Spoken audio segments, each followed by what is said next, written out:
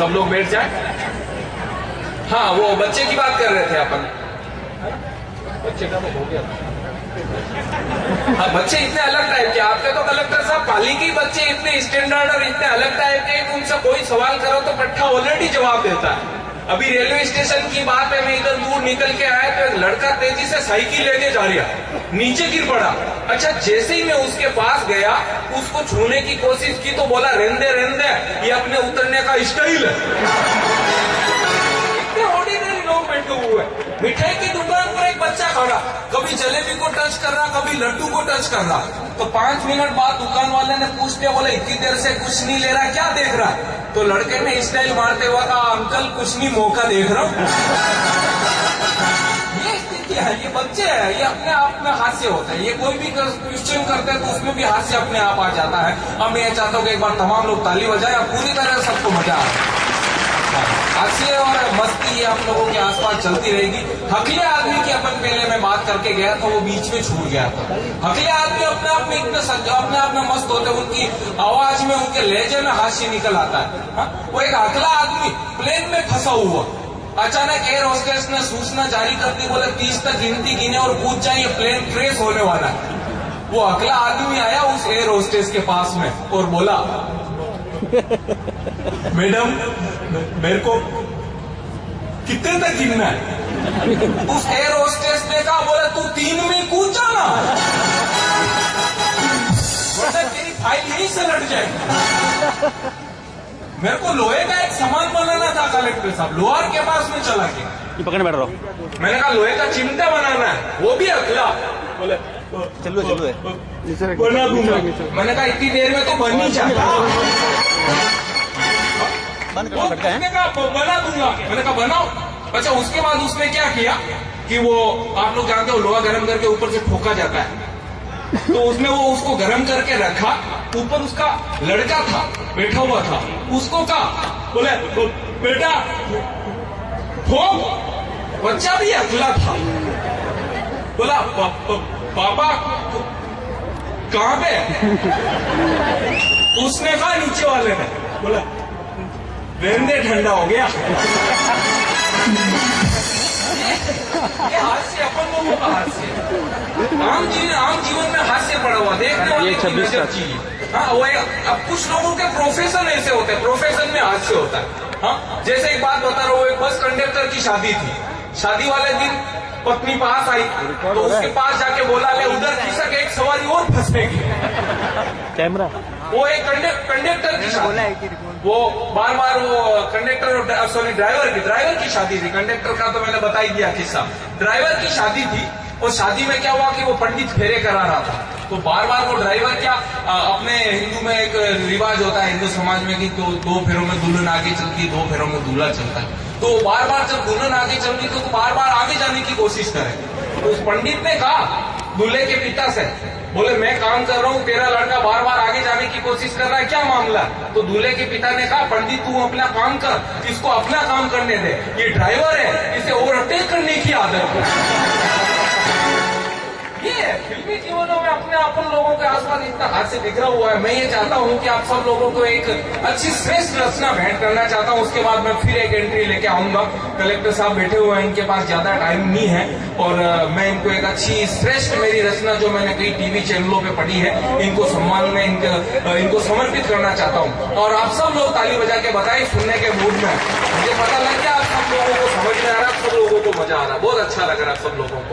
हालांकि प्यार व्यार की बात तो मैं करूंगा नहीं, क्योंकि अपनी चेची सी ऐसी है कि आज दिन तक प्यार हुआ ही नहीं, कोई हंसी नहीं तो फंसी नहीं तो प्यार ही नहीं हुआ, फिर प्यार नहीं हुआ तो काय का संगार और काय का भंगार। अपन हास्य का काम करते हैं। मेरे को तो बात याद आ रही कि जब मैं कॉलेज में जाता था तो लड़कियां देख के मेरे को हंसती थी। वो तो बात दरअसल सही तो तब मालूम पड़ी जब एक दिन किसी लड़की ने कहा, बोले देख सूखा सांठा जा रहा है। तो मेरे को गुस्सा आ गया, मैंने उसी टाइम जोर से कहा, मैंने कहा ऊपर से क्या देखते हो रे, कोई दिल पलट कर तो देखो, सूखे सांठे में भी रस मीठा होता है, कोई चक्कर तो देखो।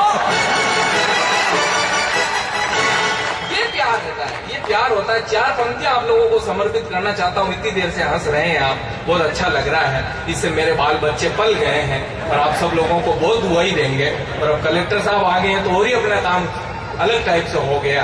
मेरे को तो एक बात याद आ रही, मैंने बताई नहीं आपको, पाली इतना अलग टाइप में, इतनी अलग जगह। अभी हम लोग आ रहे थे, कलेक्टर साहब ने गाड़ी लेने के लिए भेजी रेलवे स्टेशन से, गाड़ी सड़क पे चल गई। इतने में क्या हुआ कि एक मुर्गी आगे आगे पीछे मुर्गा, मुर्गी आगे आगे पीछे मुर्गा, तो 5-7 मिनट बाद क्या हुआ, वो मुर्गी ट्रक के नीचे आ गई। तो मेरे साथ में माथुर जी बैठे हुए थे, इन्होंने कहा बोले जानी साहब मुर्गी मर गई। अरे मैंने कहा माथुर जी ढंगी बात करो, ये पाली मारवाड़ प्रदेश है, यहाँ कोई मरता नहीं है, शहीद होता है।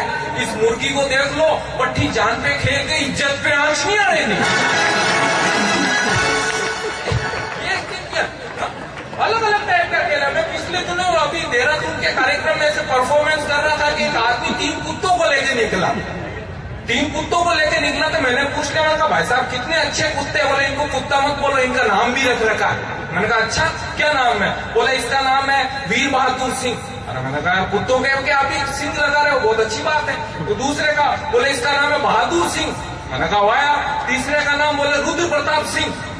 यार तीनों के नाम सिंह सिंह। मैंने कहा तुम्हारा क्या नाम है, बोले मेरा नाम है टोमी।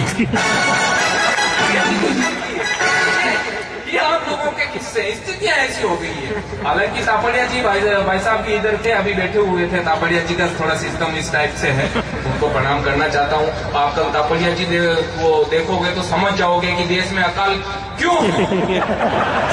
तो मेरे को देश देख के आप सोच सकते हो कि देश में अकाल है। ये स्थिति मेरे को इसलिए याद आ गई कि वो क्या हुआ कि वो एक बार की बात में 2 चूहे आपस में मिले। एक मोटा तगड़ा चूहा था, दूसरा मरियल पतला चेचिस। दोनों बातें कर रहे थे, एक दूसरे से पूछा बोले तू कहाँ क्या कर रहा है, क्या हालचाल है। तो उस मोटे वाले ने बताया, बोले यार मैं तो देखो हलवाई की दुकान में रहता हूँ, मस्ती से जलेबी वगैरह लड्डू वगैरह खाता हूँ, अच्छे से खाने पीने का डाइट का सिस्टम है, और हलवाई की लड़की है उसको देख के अपना टाइम पास भी अच्छा होता है, अपनी लाइफ जिंदगी बहुत अच्छी चल रही है। तो दूसरे वाले से पूछा, बोले तेरे क्या हालचाल है, बोले यार मेरे तो काहे क्या हालचाल है यार, मैं तो वो बस स्टैंड पर पान की घुमटी में रहता हूँ, बीड़ी सिगरेट पी के काम चला रहा हूँ। इतने में क्या हुआ, कलेक्टर साहब एक वो बिल्ली आई, उसने चोर का झपट्टा मारा। झपट्टा मारते ही क्या हुआ कि वो मोटा वाला चूहा उसकी पकड़ में आ गया और पतला वाला फिसल के निकल गया। तो वो पतला वाला जो चूहा था वो दूर जाके कोने में स्टाइल मारते हुए बोला कि देखा मैंने नहीं कहा था, हम रेड एंड व्हाइट पीने वालों की बात ही कुछ और है। वो भाई साहब वो पिछले दिनों मेरे पड़ोस में वो कमला आंटी रहते हैं, उनका वजन 1.5 कुंटल। और पिछले दिनों किसी चोर का दिमाग खराब हो गया जो उनके घर में चोरी करने गया, और वो जैसे ही माल लेके निकलने लगा उस टाइम कमला आंटी की नींद खुल गई। उन्होंने कुछ नहीं किया, चोर को पटका और ऊपर बैठ गए और अपने छोटे बच्चे के पास बोला जा जल्दी से पुलिस को ले आ। बच्चा बोला मम्मी पुलिस को बुलाने जा रहा हूँ, मेरी चप्पल नहीं मिल रही है। चोर की हालत खराब, बोला मेरी पहन के जा पुलिस लेके आ। ये संकट है मोटे आदमियों के। मेरे को क्या दूर दूर तक संकट नहीं पड़ रहा, आदमी बैठे हुए गमले रखे हुए हैं, दूर दूर तक थोड़ा दिख नहीं रहा, बाल ही नजर आ रहे, केवल बाल और सर नजर आ रहे। पर एक मैं बात कहना चाहता हूँ, बालों का कनेक्शन जिंदगी में 2 शख्स से होता है कलेक्टर साहब।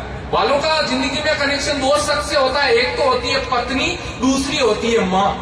माँ जब भी सर पर हाथ फेरती है तो बाल बढ़ते हैं, और पत्नी जब फेरती है तो पीछे चले जाते हैं। बहुत सारे लोग भाभी जियों का प्यार साथ लेके बैठे हुए हैं, मैं उनको प्रणाम करना चाहता हूँ। बहुत अच्छी तरह से आप सुन रहे हो, बहुत अच्छा लग रहा है। अब एक छोटी सी मेरी कविता मैंने वो पहले बताया था आपको, मैं समर्पित करना चाहता हूँ। कलेक्टर साहब बिजी हैं, ये बहुत कम टाइम निकाल के मेरे लिए आए हैं, मैं इनका शुक्रगुजार हूँ। और तमाम लोगों से मैं निवेदन करना चाहता हूँ, अगर अंतर मन से सुनी तो इसकी पंक्तियां जिंदगी भर याद रहेगी। ये कविता नहीं, ये एक फिल्म है, इस बात का दावा मैं कर रहा हूँ। कई टीवी चैनलों पे आपने इसको सुना होगा। आज मैं आप लोगों के बीच लाइव इस कविता को समर्पित करना चाहता हूँ। तमाम लोग एक बार अपने दोनों हाथ ऊपर उठा करके मुझे बताएं कि आप सब लोग सुनने के बोलिए।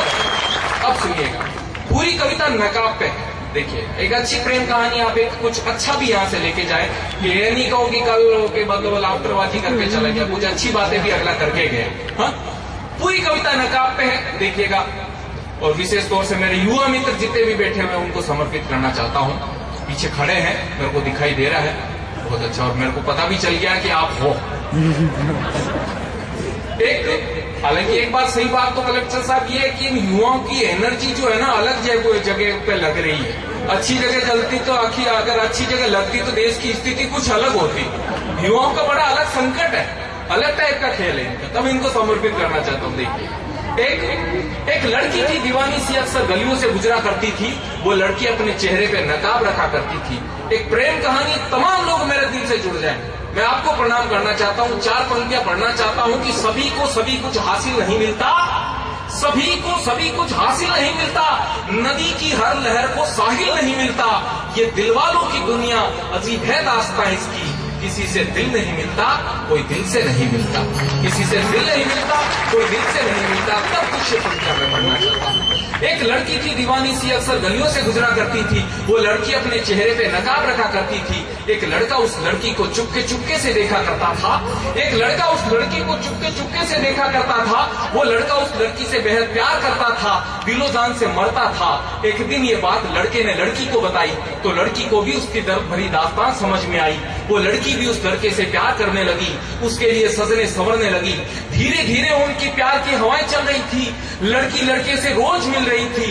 एक दिन लड़के ने लड़की से कहा, जाने मन अपने चेहरे से नकाब तो हटाओ, हमें अपना चांद सा चेहरा तो दिखाओ। तो लड़की बोली, जिस दिन प्रिय मिलन की रात होगी, बादलों से बरसात होगी, उस दिन मैं अपना नकाब हटा लूंगी, तुम्हें अपना चेहरा बता दूंगी।